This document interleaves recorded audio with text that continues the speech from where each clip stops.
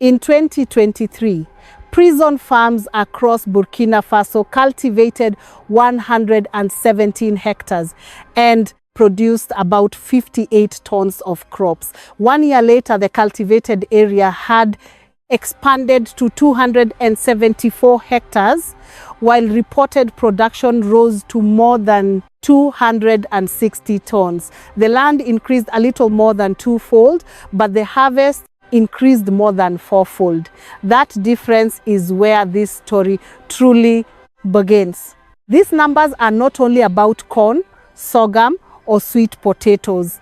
They represent a deeper transformation taking place inside Burkina Faso's correctional system. Men once viewed only as offenders are being reorganized into trained agricultural workers.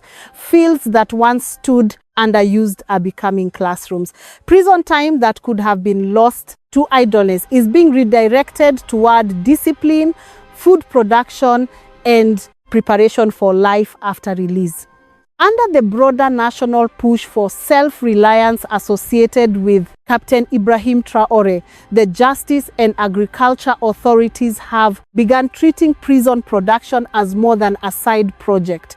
The stated goal is not simply to keep inmates busy, it is to connect punishment with responsibility, vocational training, and national development. In practical terms, that means teaching people how to prepare land, plant crops, shown retain fields, work in teams, and understand the demands of an agricultural season. The growth from 58 tons to more than 260 tons did not happen because of one dramatic invention. It came from organization. More land was placed into production. Agricultural authorities provided technical support, fertilizer, and assistance with plowing. Prison managers set clearer production targets. Inmates were mobilized in larger numbers. Different institutions began working toward the same object. That coordination matters because Africa has never lacked land, labor, or human potential. What has often been missing is the ability to organize those resources around a clear national purpose. Burkina Faso is now testing a simple but powerful idea. Even people who have made serious mistakes can still be trained to create value for society. The contrast is striking. In the old model, a prisoner consumes public resources while waiting for a sentence to end. In this emerging model, the same person can learn a practical trade, contribute to the food supply, and begin imagining a lawful future. The harvest, therefore, has two forms: crops from the soil and renewed purpose in people whom society might otherwise abandon forever. This does not mean every question has been answered. We still need to know how participants are selected, what rights they receive, whether they are paid, and what support follows them after release. But the scale of the increase deserves attention. If stories about Africa's transformation and the ideas shaping its future matter to you, subscribe and stay with us. By the end of this journey, you will see why 274 hectares and more than 260 tons are not merely agricultural statistics. They may be the first signs of a new way to think about justice, labor, and national renewal.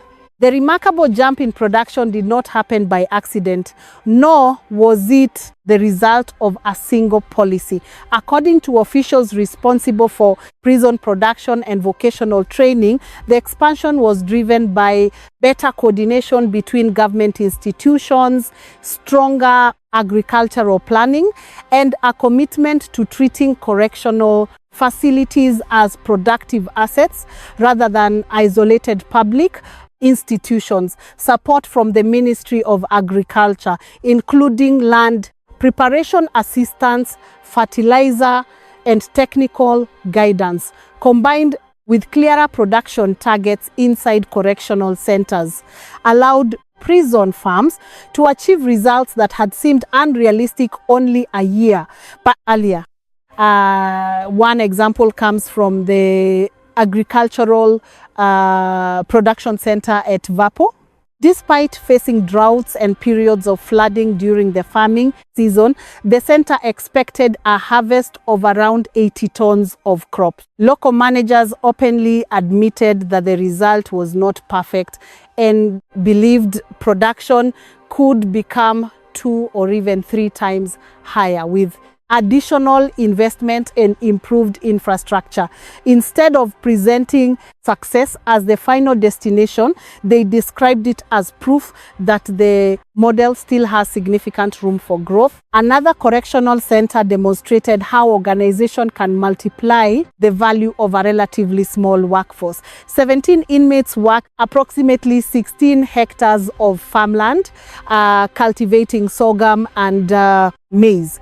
Their original target was around 100 kilogram bags of grain, yet they expected to surpass that goal and reach nearly 200 bags. The message was clear. Productivity was being measured not simply by the number of workers involved, but by planning, supervision, and efficient use of available resources. At Gawa Correctional Center, where roughly 400 inmates were held, production focused mainly on maize and sweet potatoes. Agricultural technicians estimated a harvest of approximately 15 tons of maize and 5 tons of sweet potatoes. Interestingly, the supervising technician admitted that he was still not satisfied with those results. His comments reflected an important characteristic of the entire program. Officials were not presenting every field as a perfect success story. Instead, they openly discussed both achievements and remaining weaknesses, adding credibility to the broader project. These examples also reveal something even more significant. Burkina Faso is no longer asking whether prisons can contribute to society. Instead, it is asking how much they can contribute if properly organized. That represents a major shift in philosophy. Traditionally, prisons have been viewed almost exclusively as institutions of confinement. Their primary purpose was security, while economic activity remained limited or secondary. Today, a different vision is beginning to emerge. The prison is expected to serve 3 purposes at the same time. It remains a place where legal sentences are carried out. It becomes a vocational training center where practical agricultural skills are taught. It also functions as a production center capable of supporting national food security, rather than allowing years of incarceration to pass without meaningful preparation for release. The system attempts to equip inmates with knowledge they may use to rebuild their lives after completing their sentence. Captain Ibrahim Traore's broader vision helps explain why this prison farming initiative has attracted so much attention across Africa. While the correctional program is managed by the justice system, it reflects a national philosophy that has become increasingly visible under his leadership. At the heart of that philosophy is a simple but powerful belief.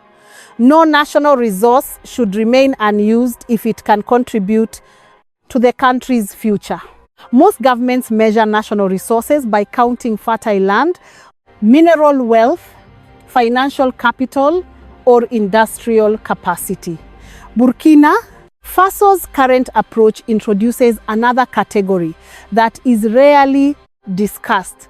Human beings who have made serious mistakes are still viewed as potential contributors if they receive discipline, vocational training, and an opportunity to rebuild their lives.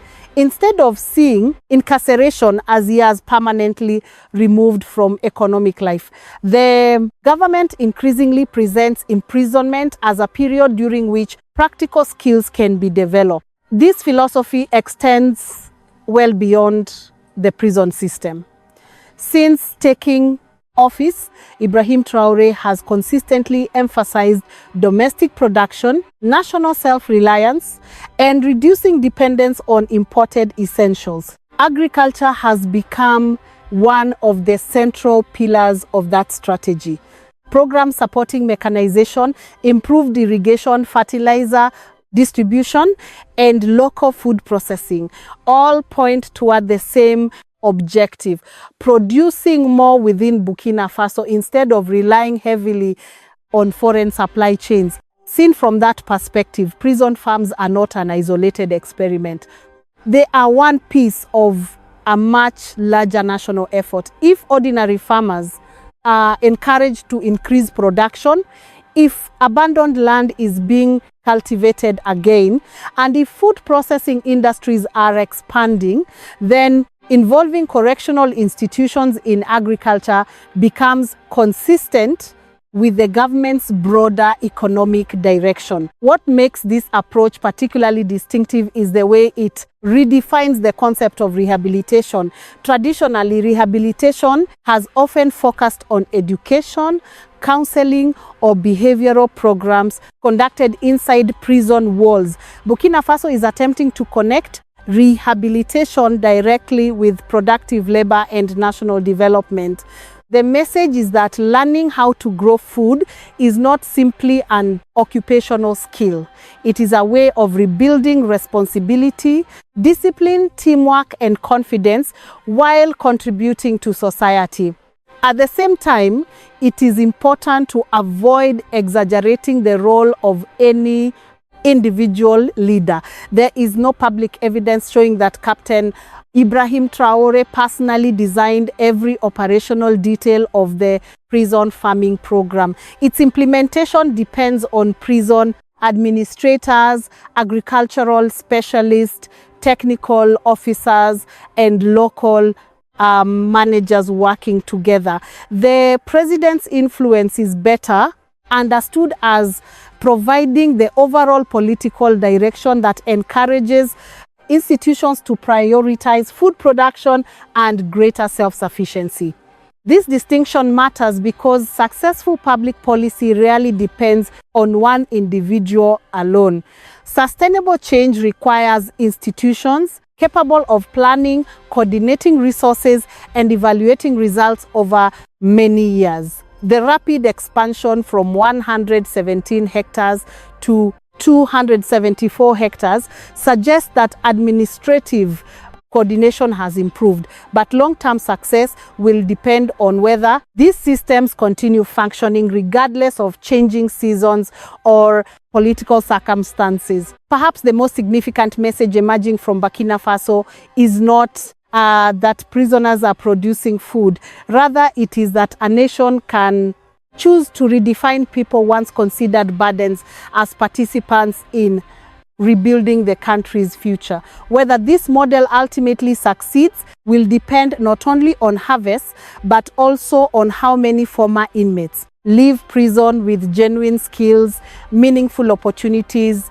and the ability to build lawful, independent lives. As Burkina Faso's prison farming initiative expands, it has also sparked debate beyond the country's borders. Supporters describe it as a practical example of national self-reliance and meaningful rehabilitation.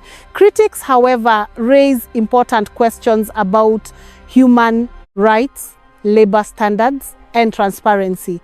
These concerns deserve careful examination because the long-term credibility of the program will depend not only on impressive harvests, but also on how it treats the people participating in it.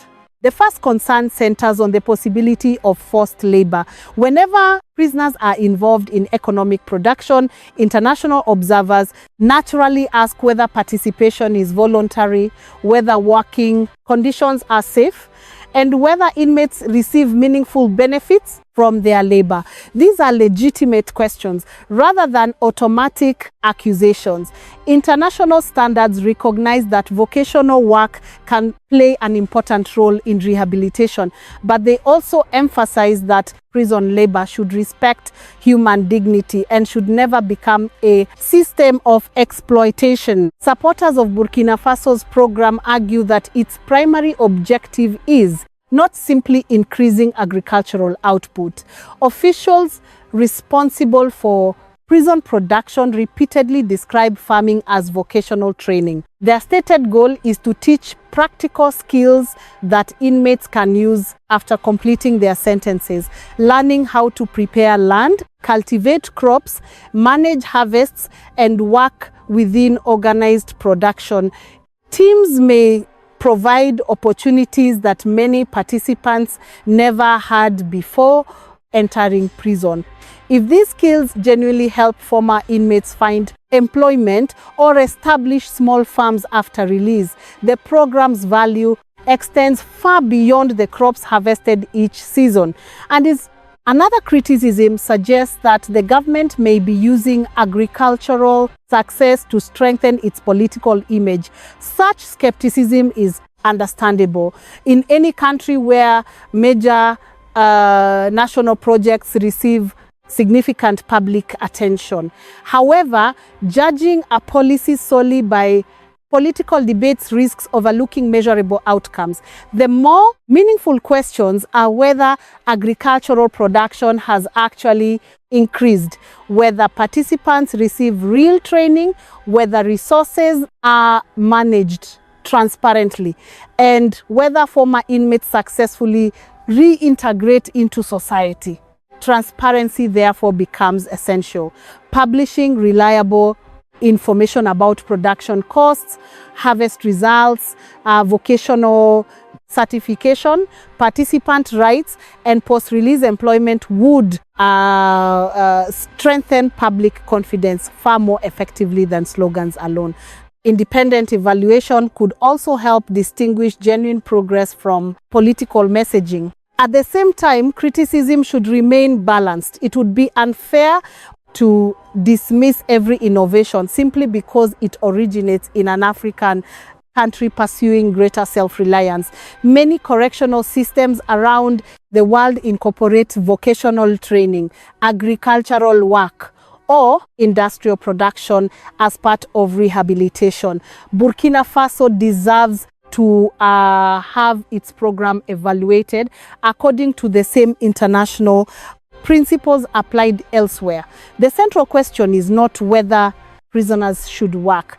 The real question is whether that work prepares them for a more productive and lawful future while fully respecting their dignity and legal rights. Ultimately, the success of this initiative will not be measured only by the number of hectares cultivated or the tons harvested. It will be measured by the number of lives successfully rebuilt. If prison farms become places where responsibility replaces hopelessness and practical skills replace isolation, then Burkina Faso may be demonstrating that rehabilitation and national development can strengthen one another instead of existing as separate goals. Every successful reform eventually reaches a point where early achievements are no longer enough. Burkina Faso's prison farming initiative now stands at that crossroads, expanding from 117 hectares to 274 hectares and increasing reported production to more than 260 tons demonstrates what is possible. The greater challenge now is ensuring that these gains can be sustained year after year while preserving both productivity and the program's rehabilitative purpose. The first obstacle is access to land. Officials involved in the project have acknowledged that the prison system possesses far greater production potential than it can currently use. Expanding agricultural activity requires suitable farmland with reliable water access, secure transportation routes, and long-term planning. Simply increasing acreage without addressing these factors could create higher costs while producing disappointing harvests. Water management represents an equally critical challenge. Burkina Faso regularly experiences droughts, irregular rainfall, and increasingly unpredictable weather conditions. Several prison managers have already requested additional boreholes, irrigation systems, water storage facilities, and solar-powered pumping equipment. Without dependable irrigation, agricultural production will remain vulnerable to climate conditions beyond anyone's control. Long-term food security cannot rely entirely on seasonal rainfall. Mechanization is another area demanding attention. Much of the current work continues to depend on manual labor. While physical work contributes to vocational training, larger production targets will eventually require more efficient equipment.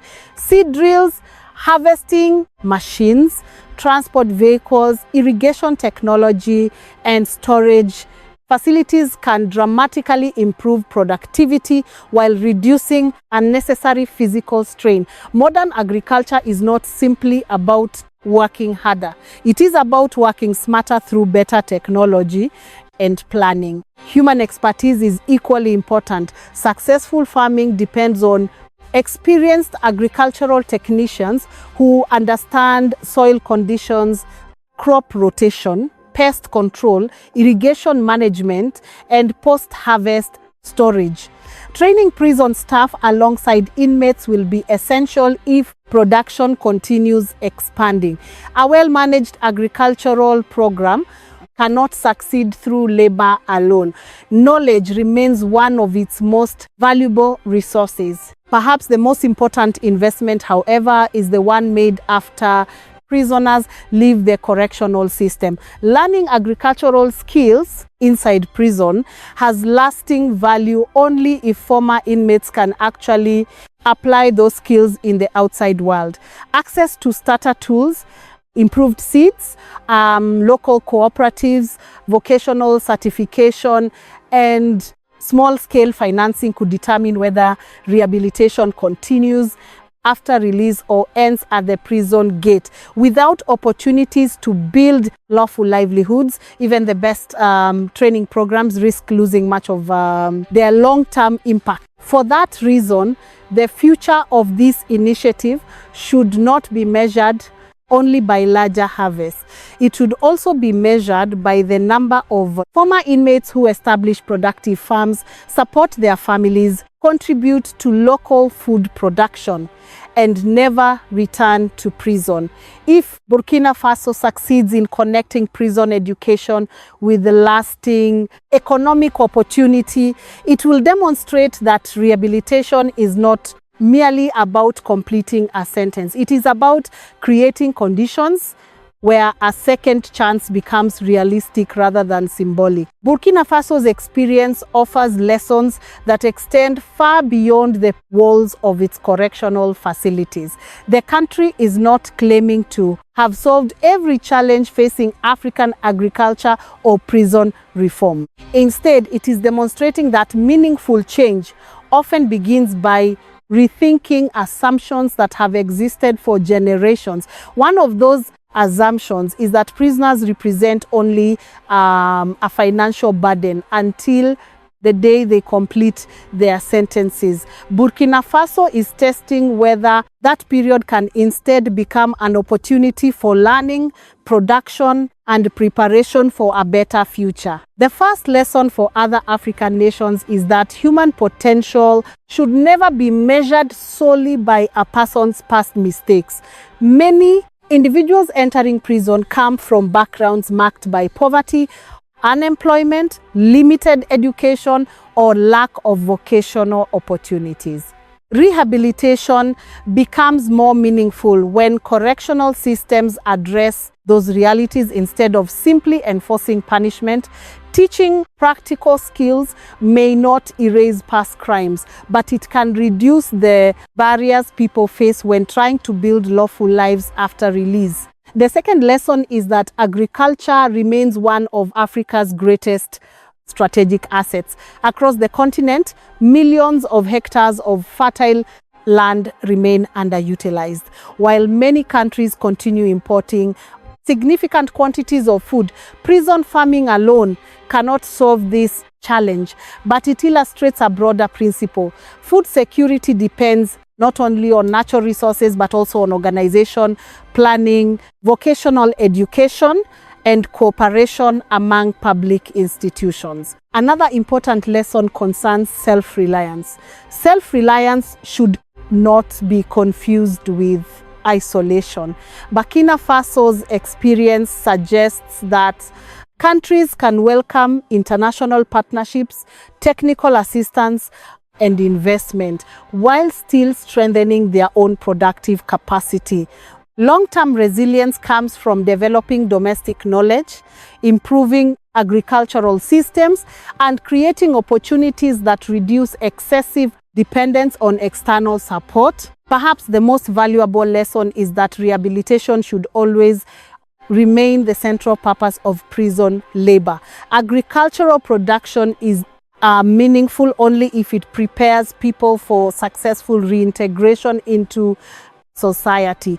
Every hectare cultivated should also represent lives being rebuilt, families receiving renewed hope, and communities becoming safer, because former inmates return with practical skills rather than hopelessness. No single model can simply be copied across Africa.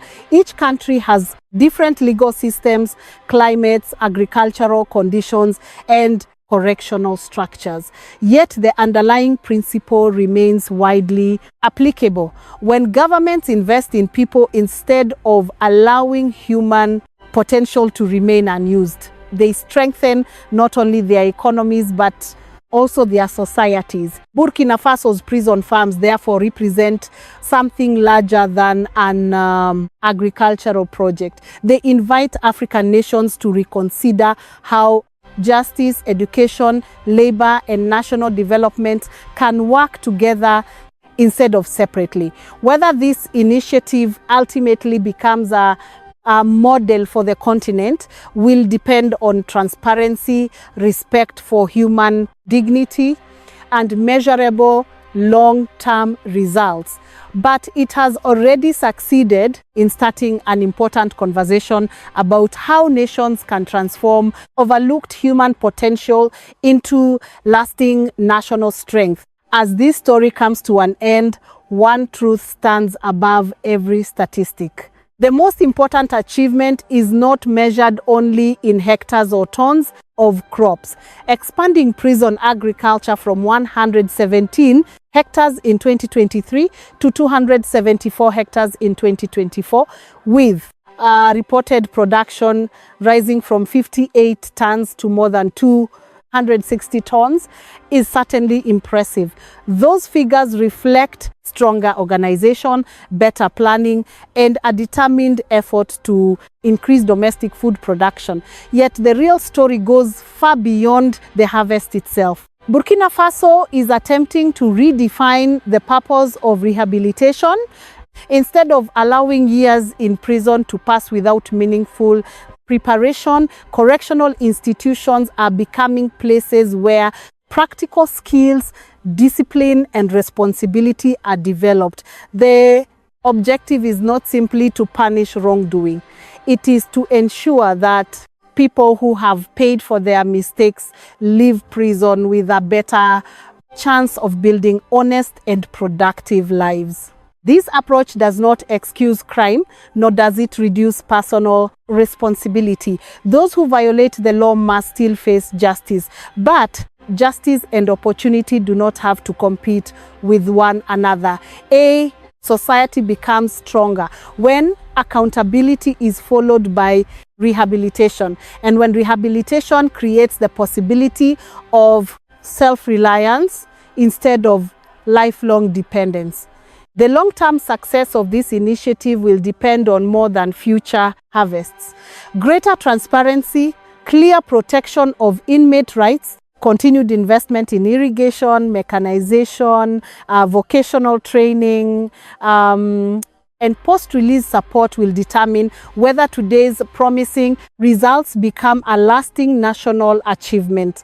The number of former inmates who find stable work, support their families, and avoid returning to prison will ultimately matter just as much as the amount of food produced. Perhaps the greatest lesson is that national development begins with people. Roads, factories, and machinery are important, but a nation also grows when it refuses to waste human potential. Burkina Faso is testing the belief that even individuals who once represented a burden on public resources can become contributors to food security and economic resilience when they are given structure, training, and a second chance. That lesson extends beyond one country. Across Africa, governments continue searching for practical ways to strengthen agriculture, improve rehabilitation, and reduce dependence on imported food. Burkina Faso's experience should not be copied blindly because every nation has different laws, resources, and challenges. However, the underlying principle deserves attention. Development becomes stronger when local resources, local knowledge, and local people are placed at the center of national progress. For many supporters of the Pan-African vision, this initiative represents more than prison reform. They see Burkina Faso under the leadership of Captain Ibrahim Traore, contributing to a broader conversation about self-reliance, responsible leadership, and African solutions to African challenges, whether discussed through the ideals of Pan-Africanism within the African Union or as part of the vision of an Africa New. The central message remains the same. Sustainable progress begins with the confidence in the abilities of African people. Supporters believe Ibrahim Traore is encouraging that conversation, while critics continue to call for transparency and measurable evidence. In the end, lasting success will always be judged by results that improve people's lives. If you enjoyed this story and want to explore more inspiring developments shaping Africa's future, please subscribe to the channel and become part of our community. Share your thoughts in the comments below. Could programs like this help other African nations strengthen rehabilitation while improving food security? Thank you for watching, and we look forward to seeing you in our next video. Thank you for being here and watching our video. Every piece of content on this channel is carefully researched, written, edited, and reviewed by our team to ensure it reflects our own work and editorial approach. We do not rely on automated mass production. Each video presents our perspective on current events related to President Ibrahim Traore and developments across Africa.